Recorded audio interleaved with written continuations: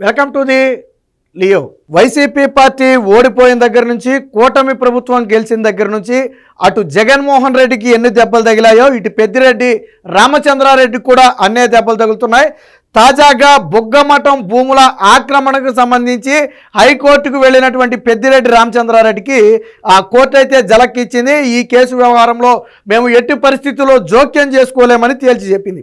ఇక విషయానికి వస్తే తిరుపతిలోని మారుతినగర్ ఎక్స్టెన్షన్లో ఒక సర్వే నెంబర్లో 2.38 ఎకరాల బుగ్గమఠం భూములు అయితే ఉన్నాయి.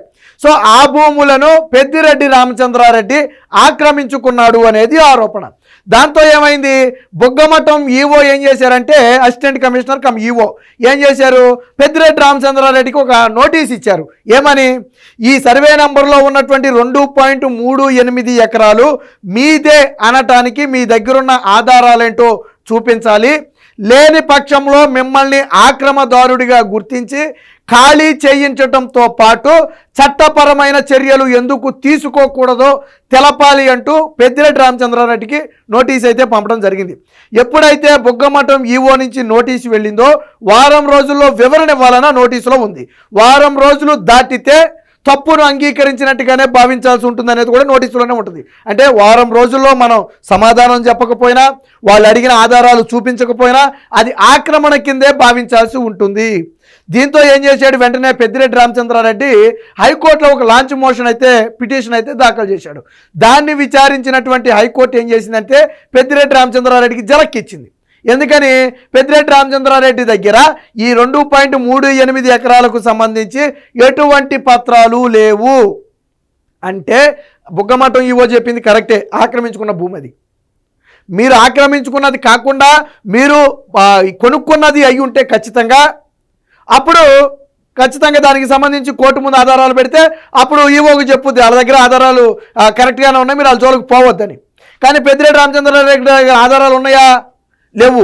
కొనుక్కున్నట్టుగా దాఖలాలు ఉన్నాయా, లేవు. అంటే అవి బుగ్గమఠంకి చెందినటువంటి భూములే, కానీ గతంలో పెద్దిరెడ్డి రామచంద్రారెడ్డి ఆక్రమించుకున్నాడు.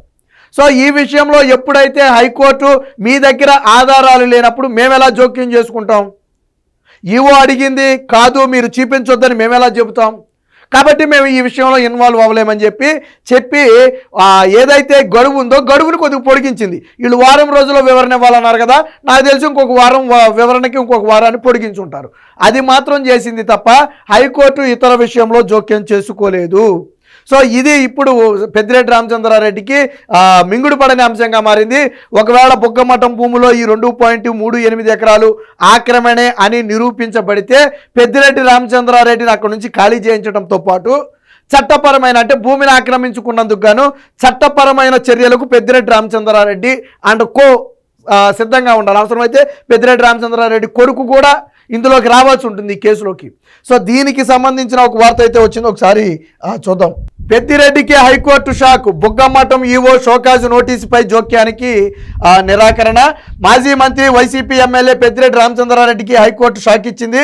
తిరుపతి ఎంఆర్పల్లి మారుతినగర్ ఎక్స్టెన్షన్ పరిధిలోని బుగ్గమఠం భూముల ఆక్రమణపై వివరణ ఇవ్వాలని, ఆక్రమణదారుడిగా భావించి ఎందుకు ఖాళీ చేయించకూడదో చెప్పాలి అంటూ ఆ Buggamatham assistant commissioner come EO ఈ నెల 7న అంటే మార్చి 7న ఇచ్చిన షోకాజు నోటీసుల విషయంలో జోక్యానికి నిరాకరించింది. సర్వే నంబర్ 261/2లోని 2.38 ఎకరాల విషయంలో యాజమాన్య హక్కుల నిరూపణకు పెద్దిరెడ్డి వద్ద ఎలాంటి దస్త్రాలు లేవు. నేను ఇందాక అదే చెప్పింది, నాదే ఆ భూమి అనటానికి పెద్దిరెడ్డి దగ్గర ఎటువంటి దస్త్రాలు లేవు. మరి దస్త్రాలు లేనప్పుడు కోర్టు ఎందుకు జోక్యం చేసుకుంటుంది? జోక్యం చేసుకోదు, కోర్టుకు ఆటోమేటిక్గా అర్థమైపోద్ది. ఎప్పుడైతే దస్త్రాలు లేవన్నారో అప్పుడే అర్థమైపోద్ది. ట్విస్ట్ ఏంటంటే ఇది 30 ఏళ్ల నుంచి వీళ్ళ స్వాధీనంలో ఉందంట భూమి. అంటే పెద్దిరెడ్డి కుటుంబం ఈ బుగ్గమఠం భూములను 30 ఏళ్ల క్రితం ఆక్రమించింది. పిటిషనర్ తరపున పెద్దిరెడ్డి తరపున లాయర్ అదే చెప్పాడు, 30 ఏళ్ళ నుంచి వాళ్ళే ఉన్నారని చెప్పాడు. నువ్వు 30 ఏళ్ళుండు 300 ఏళ్ళుండు ఆ భూమి నీది కాదినప్పుడు ఖచ్చితంగా నీ తప్పే. ఎవడో అడగలేదు కాబట్టి ఇన్ని రోజులు ఉన్నావు నువ్వు. ఈరోజు అడిగేటప్పటికి బండారం బయటపడింది. సో ఇప్పుడు ఎలాంటి దస్త్రాలు లేనందున నోటీసులు నిలువరిస్తూ మధ్యంతర ఉత్తర్వులు ఇవ్వలేమని పిటిషనర్కు తేల్చి చెప్పింది. అయితే సర్వే నంబర్ 261/1లో కేవలం 80 సెంట్ల విషయంలో మాత్రం టైటిల్ డీడీ మా దగ్గర ఉందని పెద్దిరెడ్డి తరపు లాయర్ చెప్పాడు. అంటే ఇది మొత్తం రెండు విషయాలు. 261/2లో 2.38 ఎకరాలు, 261/1లో 80 సెంట్లు ఉంది. ఈ 80 సెంట్ల భూమి అంటే ఎకరానికి లోపు. సో ఈ 80 సెంట్ల భూమికి సంబంధించి టైటిల్ డీడీ మా దగ్గర ఉందని చెప్పి పెద్దిరెడ్డి రామచంద్రారెడ్డి తరపు లాయర్ కోర్టుకి చెప్పాడు. సో పెద్దిరెడ్డి రామచంద్రారెడ్డి దగ్గర టైటిల్ డీడీ ఉంది కాబట్టి ఈ విషయంలో మీరు తొందరపడొద్దు, ఆ టైటిల్ డీడీ ఏదో మీరు పరిశీలించండి, అప్పటి వరకు దాని మీద అయితే చర్యలు తీసుకోవద్దు. కానీ ఈ 2.38 ఎకరాల విషయంలో మేమైతే జోక్యం చేసుకోము, చట్టం తన పని తాను చేసుకుంటూ వెళ్ళిపోవచ్చు అని చెప్పి కోర్టు అయితే కుండ బద్దలు కొడుతూ చెప్పింది. అయితే 2 వారాల పాటు జోక్యం చేసుకోకుండా కొంత వెసులుబాటు అయితే పెద్దిరెడ్డి రామచంద్రారెడ్డికి ఇచ్చింది. అసిస్టెంట్ కమిషనర్ ఇచ్చిన సోకాజు నోటీసుకు వివరణ ఇచ్చేందుకు గడువును కూడా పొడిగించింది. ఈ వ్యవహారంపై సవివరంగా ఉత్తర్వులు ఇస్తామని పేర్కొంది. ఈ మేరకు న్యాయవాది సుమతి బుధవారం అయితే ఉత్తర్వులు అయితే జారీ చేయడం జరిగింది. అంటే మొత్తంగా పెద్దిరెడ్డి ఆక్రమణలు గతంలో ఏమైంది, మదనపల్లి ఆర్టీఓ ఆఫీస్ తగలబెట్టారు. ఎందుకు? పెద్దిరెడ్డి రామచంద్రారెడ్డి లేదా ఆయన అనుచరులు బలవంతంగా పేదల నుంచి లాక్కున్న భూముల వివరాలు ఆర్టీఓ ఆఫీసులో ఉన్నాయి. ఎస్సీ ఎస్టీ భూములు ఏదైతే హోల్డ్ చేశారో ఆ వివరాలు ఆఫీసులో ఉంటాయి కాబట్టి ఆఫీసునే తగలబెట్టారు. ఆ కేసు నుంచి ఇంకా బయటికి రాకముందే ఇప్పుడు పెద్దిరెడ్డి రామచంద్రారెడ్డి మరొక కేసులో మళ్ళీ ఇటీవల అటవీ భూమి ఆక్రమణకు సంబంధించి ఒక కేసులో ఇరుక్కున్నాడు. అందులో అటవీ భూమి ఆక్రమణ ఉంది అని చెప్పి మొన్న అటవీ శాఖ అధికారులు తేల్చారు. దాని మీద విచారణ జరుగుతుంది. సో దాని మీద కూడా అంటే పెద్దిరెడ్డి మీద ముప్పేట దాడి జరుగుతుంది. ఆ రోజు పెద్దిరెడ్డి చేసిన పాపాలు అన్నీ ఇన్ని కాదు, పెద్దిరెడ్డి ఒక అరాచక సామ్రాజ్యాన్నే సృష్టించాడు అనేది అక్కడ ఉన్నటువంటి నేతలు. మీకు అంతెందుకు, మీకు ఉదాహరణ చెప్తా. పొంగనూరులో కొంతమంది టీడీపీ కార్యకర్తలు సైకిల్ మీద ర్యాలీ చేసుకుంటూ టీడీపీ జెండాలు కట్టుకుని వెళుతుంటే ఒక 8 మంది పొంగనూరులో ఆపి వాళ్ళ బట్టలు ఊడదీసి నడి రోడ్డు మీద కూర్చోబెట్టి ఆ సైకిళ్ళు ఊడగొట్టి ఆ జెండాలు పీకేసి అత్యంత దారుణంగా అవమానించి దాన్ని వీడియో తీసి సోషల్ మీడియాలో పెట్టి ఎంత రచ్చ చేశారే. పొంగనూరు ఏమైనా పాకిస్తాన్లో ఉందా? పొంగనూరుకి ఏమైనా సపరేట్ రాజ్యాంగం ఉందా?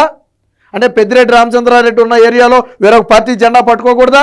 సో ఇప్పుడు అవన్నీ పాపాలు. ఆ రోజు పెద్దిరెడ్డి రామచంద్రారెడ్డి దాన్ని ఖండించాడా? ఎవరైనా సరే ఇలా చేయడం తప్పు, నేను దీన్ని ఖండిస్తున్నాను, తప్పు చేసిన వాడి మీద మేము చర్యలు తీసుకుంటామని పెద్దిరెడ్డి చెప్పాడా? తప్పు చేసిన వాడిని కాపాడుకుంటూ వచ్చాడు. ఆ రోజు గొడ్లోడు దించి కొట్టించిన వాడిని కాపాడుకుంటూ వచ్చాడు. ఈరోజు కర్మ చూడండి ఎలా కాలిపోయిందో. పెద్దిరెడ్డి రామచంద్ర కేసీఆర్ కేసు ఇవన్నీ చేసిన పాపాలే. ఇప్పుడు అంతెందుకు, ఈ మఠానికి సంబంధించి నా దగ్గర ఆధారాలు ఎవరు కోర్టుకే చెప్పాడు. ఒరే బాబు, ఆ భూమి నీదంటానికి ఉన్న ఆధారాలు పట్టుకురా అంటే నా దగ్గర ఏమీ లేవని చెప్పాడు. మరి ఏమీ లేకుండా ఆ భూమి నీదంట అవుద్ది. మనం ఒక సెకండ్ హ్యాండ్ బండి కొనుక్కుంటేనే దానికి సంబంధించిన కాగితాలు తీసుకుంటాం కదా. మరి నీకు 2.5 ఎకరాలు భూమి ఉంటే దానికి సంబంధించిన కాగితాలు నీ దగ్గర ఎందుకు లేవా పెద్దిరెడ్డి? అంటే ఆక్రమించిన భూమే. మొత్తంగా పెద్దిరెడ్డి పాపం అయితే పండింది. ఈ వ్యవహారంలో కొంత ఊరట ఏంటంటే ఆ గడువు వివరణ ఇచ్చే గడువు మాత్రమే పెరిగింది. బట్ గడువు పెరిగినా పెద్దిరెడ్డి రామచంద్రారెడ్డి దగ్గర ఎటువంటి ఆధారాలు లేవు కాబట్టి ఖచ్చితంగా పెద్దిరెడ్డి రామచంద్రారెడ్డిని ఆక్రమదారుడిగా పరిగణిస్తూ అక్కడ ఆ భూమిని స్వాధీనం చేసుకోవడంతో పాటు ఆక్రమించుకున్నందుకు పెద్దిరెడ్డి రామచంద్రారెడ్డిపై క్రిమినల్ చర్యలు, లీగల్ చర్యలు ఏవైతే ఉంటాయో ఆ చర్యలు తీసుకోవడానికి కూడా ప్రభుత్వం సిద్ధమైంది.